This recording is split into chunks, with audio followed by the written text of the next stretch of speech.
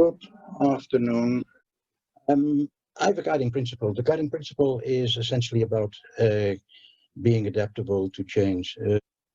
Virus has a best before date. There is not a date on which we can say that we have said goodbye to Corona or to COVID-19, as it is called nowadays. It may pop up again, like any other virus, either in a disguised way or after hibernation. Let's talk about post-pandemic. I have some difficulties with that because I continue to ask myself, was there ever an old normal? And normal for whom? Norm and normal is culturally defined, as far as I can see it. And therefore, I prefer to talk about new realities. And these realities may differ geographically and culturally. There has been a time, and we're still looking at it to an extent, that exotic was the name of the game.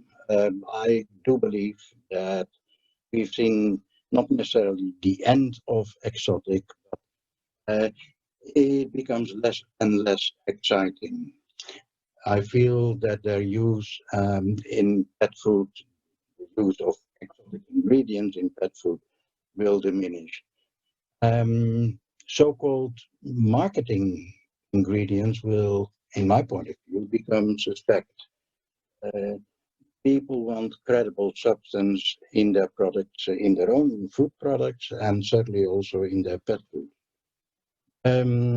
Carbon footprint is top of mind for rapidly growing number of people. We finally understand, at least we try to understand what is happening. And there is one thing about carbon footprint that is not yet discussed very often, but carbon footprint is a social cost. Eventually, these social costs will be transferred to the market, either in the way of a levy or a tax, but one way or another, we have to start and pay for what we create. Current pet food regulations, I'm specifically talking about European ones, are probably not in line anymore with what the consumer is expecting. The consumer is further ahead in its expectations, also in its know-how, than what current regulations cover. I feel that there is a need for, and they will come, a need for new updated regulations that take current trends and current consumer wishes more into account than they do today. There has been a time that I cannot say ignored, but at least we didn't use it as it should have been used. Alternative proteins, and you can think of algae or insect proteins, will, in my point of view, become mainstream. Premiumization has been around already for an enormously long time. I guess it's about 12 years. It's nice to continue to talk about premiumization. It certainly was a contributor to market growth. Uh, at the same time, I do believe that premiumization has seen its heyday because soon as every product or every offer is premiumized, what is left? So the influence of premiumization, in my point of view, will diminish. Personalization has gone over the top. Um, we seek to service every individual dog or cat, in if we talk dog and cat, um, and that has, I believe, led to situations where we continue to believe that shelf space is like a rubber band that can be extended more or less eternally. That is not the case, and I do believe that we will come to our senses. There is something that we see where personalization is even taken one step further, but that is typically in direct to consumer uh, online offers um, where even the recipe will be or can be adapted to the individual pet need. Um, we have seen buying time with convenience. First of all, that was what industrially prepared pet food was about, and probably still is about. We do not want to prepare the meal for our pet and ourselves, so we take an industrial solution. But these three mega trends, as they are called, um, will according not to me but to people in the know, these trends will most likely fade into oblivion. Their importance, their influence will more or less disappear. Another set of trends, experience more. People want more immaterial substance out of life. It is not about having alone anymore. It is also about being. So um, having the biggest car or a bigger car than the neighbor is not replaced, but is not our only driver, if you want. Living, ethical living is, um, at least in my point of view, a somewhat ambiguous um, term, because what is ethical to one may be immoral to others. But what we do see, that part of what, but certainly in the Western world, what we see as ethical living reflects itself in changing eating habits. Uh, the number of flexitarians is increasing, and that has partly to do with the way in which people arrange their own lives. Um, Shopping reinvented is very clear that the biggest contributor to change in terms of distribution has been online. And this change doesn't stop, quite on the contrary, this change will continue, most likely, and the first signs are there, at a much higher speed than previously anticipated. I think that if we think in terms of winning and losing, that the pet specialty trade distribution segment will be the biggest loser, because mm, they are the ones, in terms of convenience, can be replaced by online.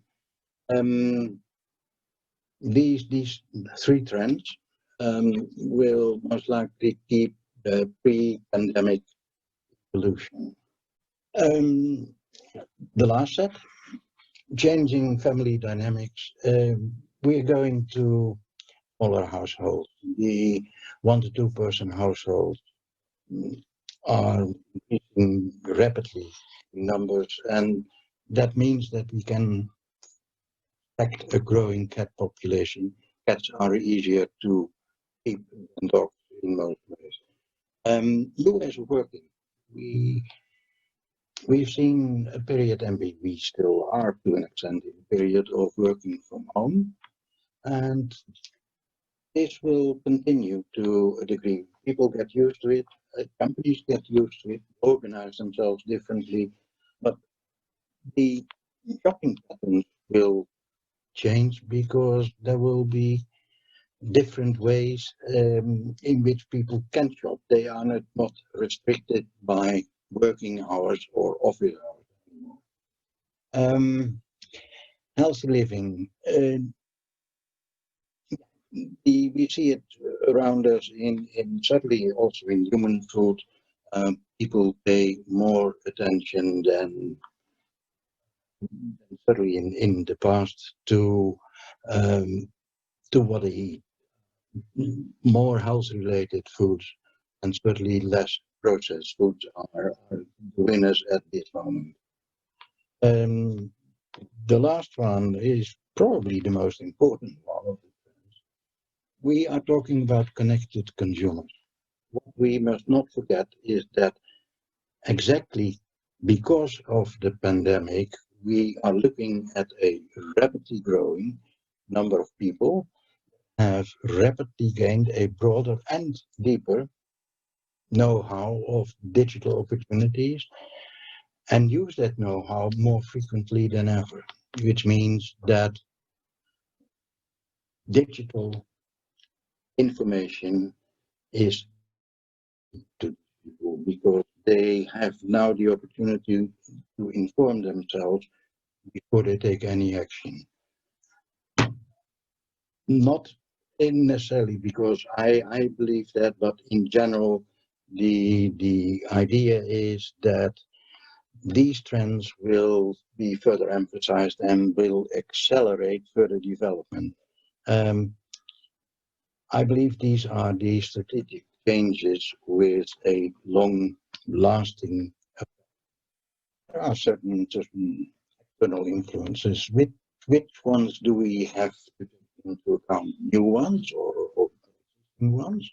I think we have conveniently managed never to talk about politics in our industry, but I am absolutely certain that what we experience up till now, free markets, will probably become less free.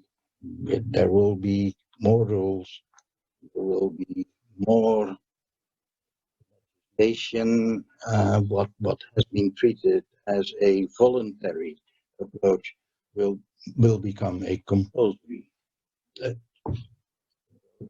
something that we have to do instead of something that we may do.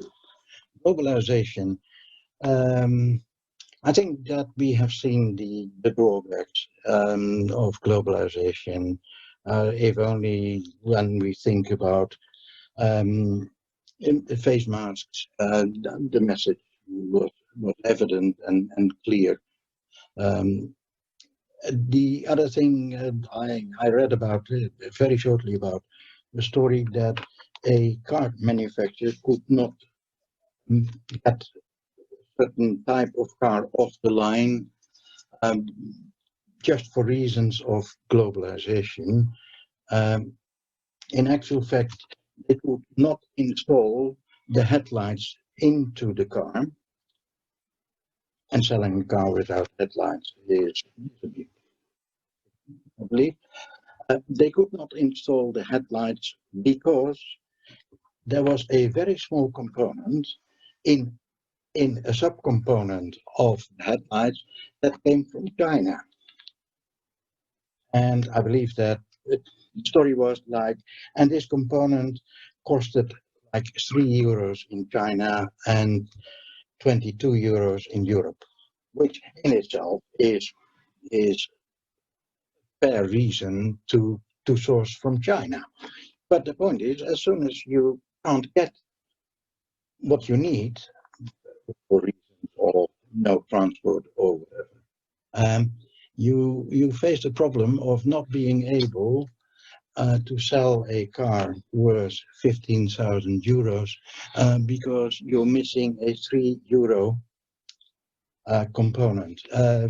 I think that people will come to their senses and look upon globalization and with that probably also just in time from more angles than just one. Human foods is certainly a very important external influence because whatever happens in the pet food industry is in 9 out of 10 times a reflection of what has happened before in the human food industry. We talk about climate change. Climate change is virtually every day on the front page of the newspaper, if you're reading one. I do believe that gas guzzling processes, the processes that require an enormous amount of energy, will become more and more suspect. You mentioned human food. Quickly, some developments in human food. One are a bit. One is a bit more science fiction than the other, but actually, I read about air-based meat. It was a very interesting and extremely intriguing article, which I did not understand at all, but at least there seems to be some proof that you can turn air into meat. What is closer to reality is cell-based meat. Cell-based meat, usually called lab burgers or lab meat, whatever you call it, doesn't matter. Turned into meat.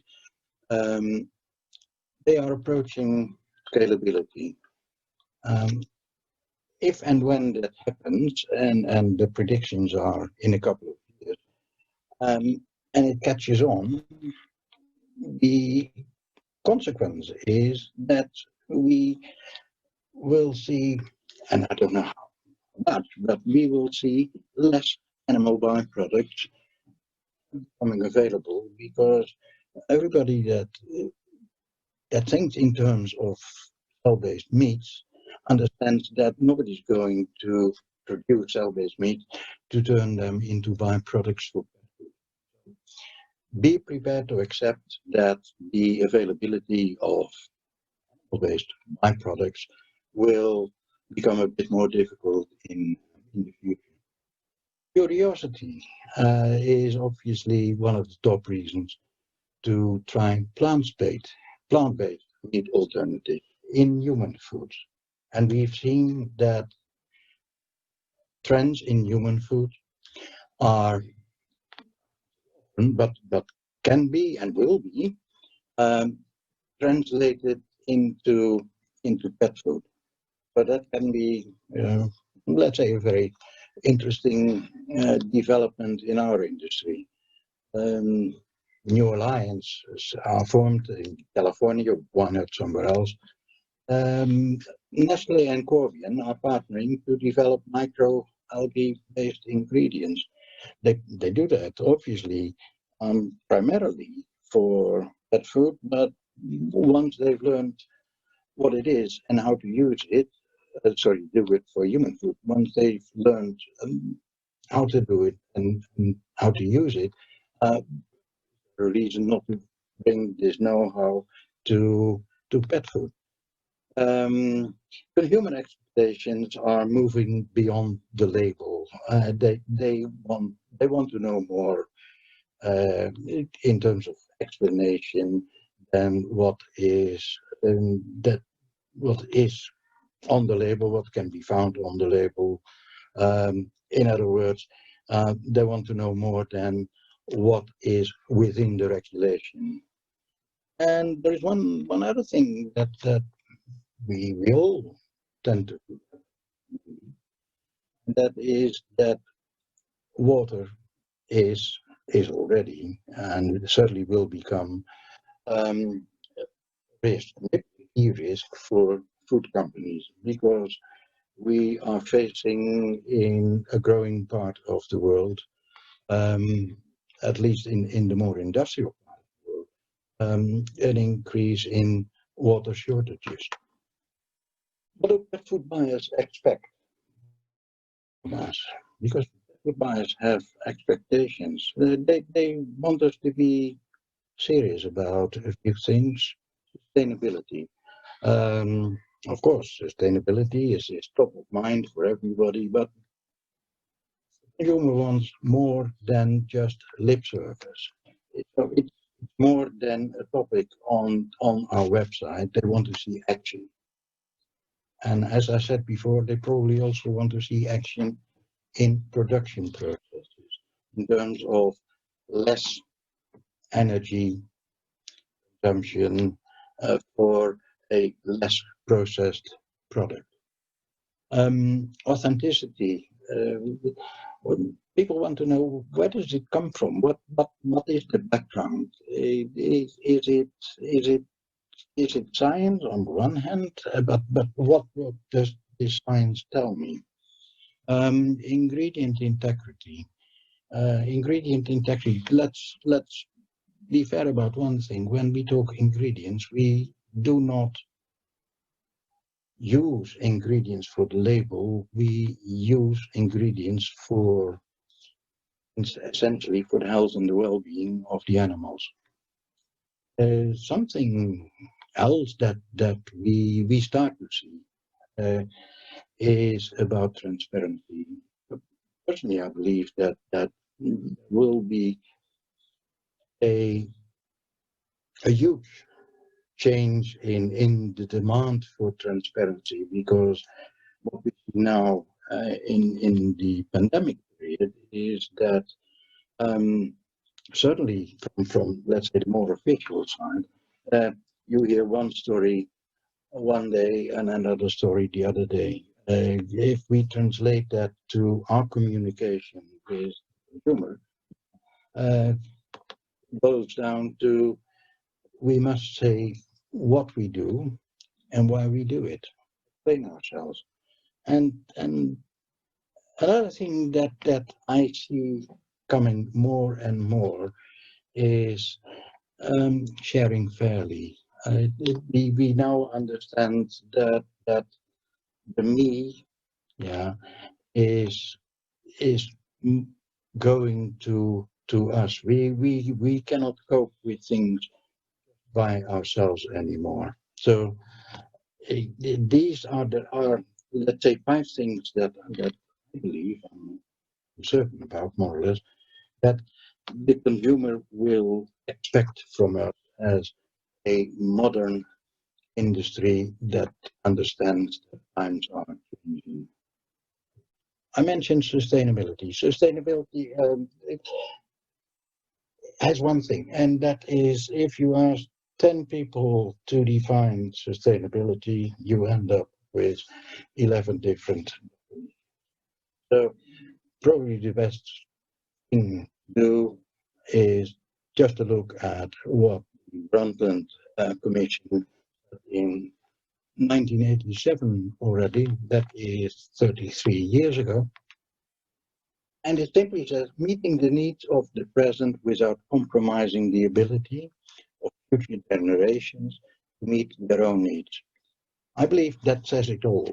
Yeah, and it obviously it leaves room for some interpretations, but the boundaries are there. Translates into carbon footprint consciousness. Part of what we're now experiencing is climate change, which is partly influenced by carbon footprint.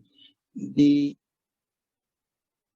other serious is acceptance of animal welfare, at least the need for animal welfare. We deal differently, and certainly also in the future, differently with animals. Not only the animals that we have, but certainly also the animals that we eat. Responsibility for one's social environment. As I said before, it is not about me anymore, it is about.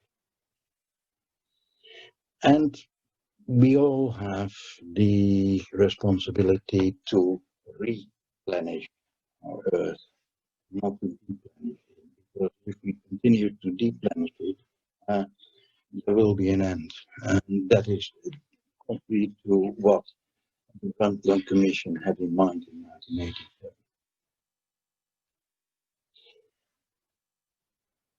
The story and its transformation, sustainability. There are 2 sides. We have brand, we have product. A A product is often a translation of a brand message. Do it in the right way. If we take carbon footprint, how does that translate into a product? You could start to source local instead of, and I actually don't know if it still happens. What is exactly the use of getting lamb meal from New Zealand, bring it to Europe, process it in probably an excellent dry pet food, and subsequently ship the finished product to China? I find it a bit difficult to explain if we say we are carbon footprint conscious. Limit your energy use in production, in processing. This is something that the whole industry needs to be serious about, not just think about, but try new ways. And obviously, but that is a given, use as much as possible renewable energy. I mentioned the social environment, and it has something to do maybe with sharing, as I mentioned before. Social environment for me means sourced from good working conditions. We all know, or at least heard about, um, slave labor for certain fish species in parts of Asia. See to it, that's your own decision, obviously, that you do not source from sources where slave labor is prevalent, or you can expect it to be prevalent. Have good working conditions yourself. It's not only about what other people do, it's also about what you do. And working conditions have something to do with the social environment. And above all, be a good neighbor. Yeah? Product produced in the Nordic, or let's say in Northwestern Europe, that claim to be authentic and original and everything, and was very proud to use ostrich meat byproduct. And I said to myself, how authentic is ostrich in Northwestern Europe? I honestly couldn't find the answer. Obviously, it is original, or with clear and certainly understood origins. Authentic can be, and in most of the cases actually is, local. It is something you have been acquainted with. It's something you've been in touch with. Is near, if you want. Authentic is also understood as being natural. Again, natural is also a claim in pet food, but it is brought to us by nature, and mainly for that reason. If you look at these 3 or 4 things together, it is a bit retro. Why do we see an increased use of so-called ancient grains? Of course, there are reasons to do that, the nutritional reasons, but also because it is retro. It is from the trusted past. Ingredient integrity, adherence to moral and ethical principles, soundness of moral character, honesty. Ingredient integrity is ingredients are not, and ingredients that support health and well-being. They have a function in food. I said it before. you use ingredients for marketing reasons, for the label, or you do it for the animal. I think ingredient integrity means you do it for the animal and not for the label. Obviously, the ingredients that you use must have a proven function. They are there for a reason. And certainly, not last or least, ingredients that are recognized and understood. Uh, Transparency is obviously, you can be transparent in words, you can be transparent in visual. If you look at the quite impressive and extremely long list of ingredients, you say to yourself, well, that is something. And then after production, you see a small round bowl, usually called bowl, in which you cannot recognize any of the ingredients mentioned. This is an anonymous bowl of something. And I asked myself, how transparent are we if we continue to do things as we do now? But maybe you can make transparency more visible. Certainly in words. Can we talk about clean label again? A lot of discussion about what clean label is or what it should be. That's all very nice, but if we have the consumer in mind, the first thing we need to recognize is that if we talk about clean label, let's first of all start about clear label. Make sure that people understand what it is. Don't say Ovis accipensis belungensis if you put beluga caviar in your product. As simple as that. And apply as much as possible limited ingredients. Remember, your product must be impressive, not about your ingredient list. If you can make the super duper product that is liked by dogs, that is liked by cats, and certainly for that reason, also by the owner, and you can do that with 5 ingredients, why don't you? I mentioned sharing fairly. What we see is that from field to bowl, a lot of different parties contribute to the end result, and that is the sale of our product and consumption of our product. All these contributions are one way or another rewarded, but I think not always fairly.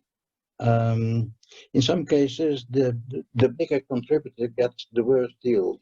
Just think what happened only recently, if you want, about quinoa. Quinoa was essentially a staple for people living higher up in the Andes.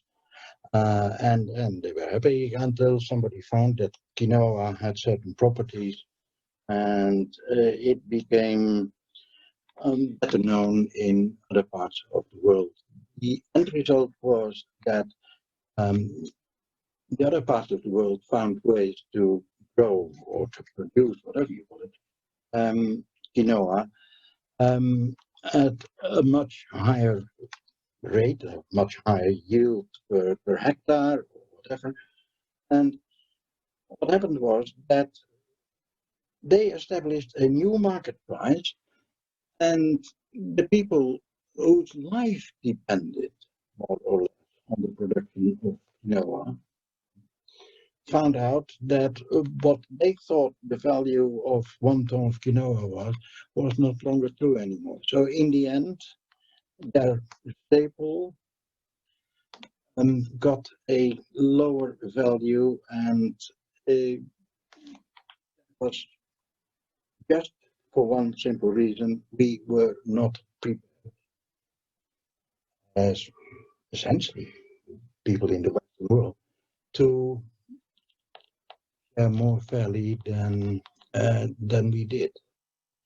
I think that because this is just one of the examples.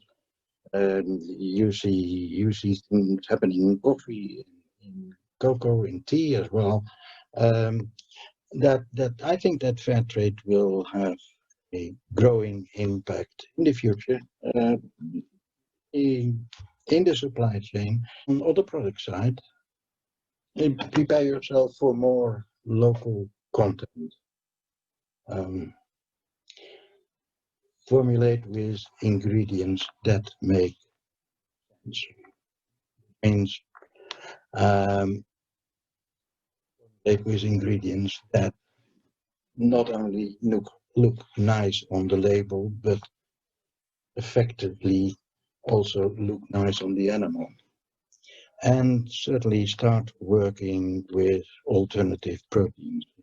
It is maybe still a matter of cost, but as an industry, we sometimes make the mistake of believing that the consumer is not prepared to spend. In other words, we think for the consumer, and if we feel that it is expensive, we say that the consumer will find it expensive. That is not always true. Some other future do's: process. Develop less energy and water intensive production processes. It is the future. And we can say yes, but should we do that, or should the machine builder do that? As long as you keep asking that question as an industry, yeah, nothing will happen. For the very simple reason that the machine builders will say the industry is not interested because there is no demand. So take the initiative and get together if you want, but do something to make processes more energy friendly, if you want, and certainly also water friendly than they are today. And develop processes that actually need less processing. In other words, the less you process your food, the less you come. Sorry, the more you come to what the consumer actually want, and that is products not tampered with, ingredients not tampered with. And if you look at the supply chain, I don't know honestly if it truly applies to our industry, and certainly not in which aspects. But, overall, I would say make yourself less dependent upon just in time, and stop assuming. We continue to assume certain things. That everything that you need will be available when you need it. We have seen enormous disruptions in supply. To an extent, our industry was influenced, and however difficult it is, try to plan on disruptions. That is partly related to just in time. Maybe we need to start and learn to cope with and deeper stock positions than we do now. A more general point, revise your strategy and take new realities into account. In enormous disruptions in supply, to an extent, our industry was influenced, and however difficult it is, try to plan on disruptions. That is partly related to just in time. Maybe we need to start and learn to cope with and deeper stock positions than we do now. A more general point, revise your strategy and take new realities into account. The strategies that I sometimes see often deal with one thing, and that is an extrapolation of the our past is our past, and we cannot assume that our past will come back. So let's look at the new realities. Let's look at the future and what we believe the future can bring and what kind of hurdles we need to surmount. If there are do's, there are don'ts. Well, very simple. The first don't is do not ignore the do's. And do not assume that the good old times will return. They will not. And do not ignore the influence of a more informed, more critical, certainly very well connected consumer who, or not, is in the driving seat. Who do we do it for, actually? Health and well-being of our pet animals. That is something that you find in virtually every website of a pet food. And in my point of view, that product performance is, of course, a happy dog or cat is most likely a happy or a satisfied owner. And the owner is the person who takes the buying decision. And we also have another group to take into account, and that is our suppliers. Actually, we work for the continuity and the health of our supplies for the very simple reason, if this is not there, some take-home points. To conclude, you may have questions, remarks, observations, I don't know what. You can certainly send me an email.